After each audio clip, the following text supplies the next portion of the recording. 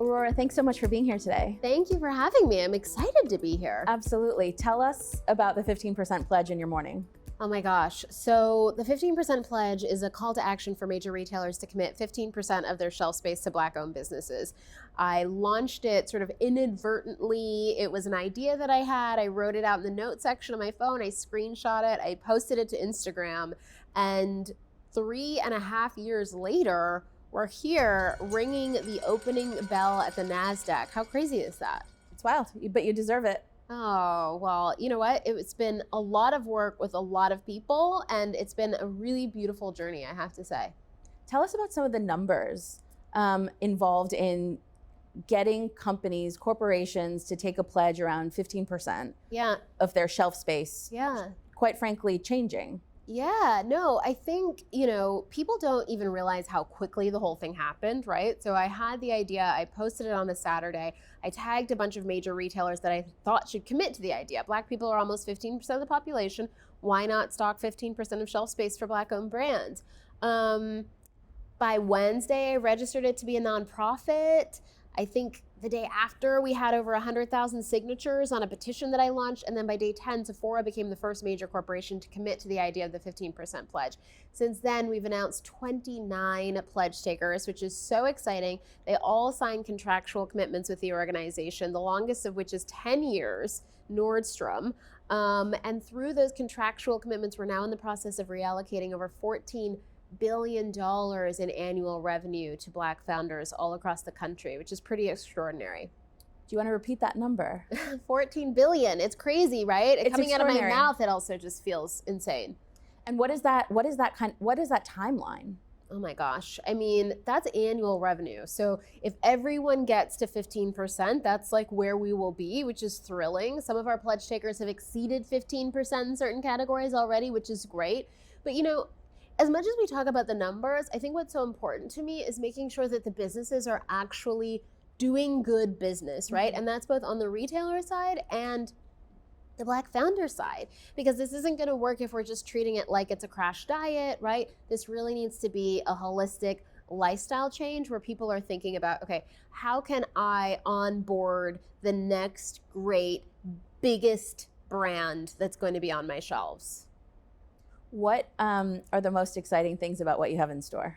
Oh my gosh, I think so much. Just even seeing some of these businesses that I hadn't even ever heard of get onto shelves and absolutely crush it is so rewarding. And I think for me, really proving out that this isn't just the right thing to do, that first and foremost is actually just an extraordinary business proposition has been critical, right? Because no one is going to just keep doing something to be nice. No. We're here at Nasdaq. People know that, listen, there's obligations to shareholders. People need to make money. It's a tight economy. And so for us, it's really about, okay, diversity of thought, diversity of board, diversity of shelf. Like these are the things that we're seeing innovative businesses really hone in on. And being a part of that innovation as a nonprofit has been like so exciting. It's amazing because a lot of companies talk about innovation, product innovation. Yes. And and it usually comes from small businesses. It comes from startups.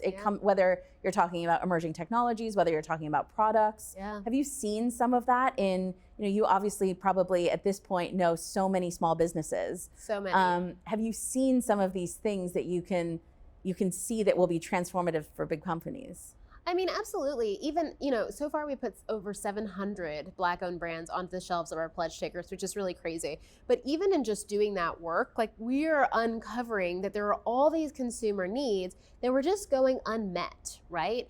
And when you think about that, it's just an opportunity essentially to make more money and to serve communities that maybe you've been missing out on. And one of the areas that we've really excelled in is beauty. Both Sephora and Ulta have taken the pledge, which is really wonderful, right? But when we think about even Black women, right, they spend more on beauty products than anyone else. So making sure that that customer is getting their needs met at your store is an extraordinary way to increase your revenue, right? And bring in new customers. So, we also know that the world is changing so much. The consumer landscape is changing. When we talk to young people, they want to know who a founder is. Yeah. They want to be able to trust the products and the companies that they're spending their very hard-earned dollars on. And I think that our pledge takers are really reaping the benefits of the work that they've been doing with us. Yeah, they definitely want to feel connected. 100%. They want to know the founder's story. They want that logo to mean something to them. Absolutely. Is it, when you think back, is it crazy to think that this all started with you in a post? Yeah, it is crazy. It is crazy to think that way. I think it's even crazier for me to think about the fact that I started my company, Brother Vellies, a few blocks away from here at a flea market with $3,500 about 10 years ago. So the idea that when you give a Black female founder a shot, right, an opportunity to actually enter the marketplace and do work and give back to their community, that part for me is so astounding. And I think that's what really drives me to wake up every day and continue doing this work, because I think of, okay, this is everything that I've been able to do. And even at Brother Vellies, I mean, we employ thousands of artisans across Africa and the rest of the world, and we work with a lot of indigenous communities, and seeing that impact that we've been able to have on the ground, and then also seeing the impact that, you know, the 15% pledge has been able to have all across this country. And then when we think about our pledge takers in Canada who've committed 25% of their shelf space to BIPOC founders, there's still so much work to be done.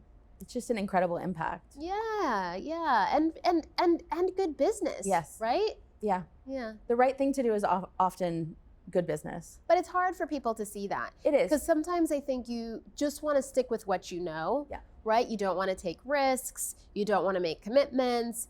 That's kind of an old way of thinking. Yeah. And it's really fascinating to me when I look at how our pledge takers really approach a lot of different things, right? Because they tend to be the ones that are more innovative, more forward thinking, more risk taking, and, you know, more profitable. So we ask everyone who comes what they're in pursuit of. So would love to have you just think about, like, as you think about both your professional life, your personal life, the impact that you want to make on the world, what are you in pursuit of? Well, it's so interesting. When you said that, my mind immediately went to, what am I in pursuit of for every American? And I think for me, it's opportunity. And, you know, I can only be free if we are all free, right? And that rings true for each of us. And so I want opportunity for my neighbor just as much as I want it for myself. And I think that America is a very beautiful country because there is some opportunity, but we need to make sure that that opportunity really reaches all of us. And I think for me, knowing that I can play a role in having that opportunity reach a broader set of individuals will make me happier. And I know as a citizen, it will make me also healthier, because we'll have a healthier economy and a healthier country. I love that. Well, thank you so much for being here. Thank you for having me. It was a pleasure.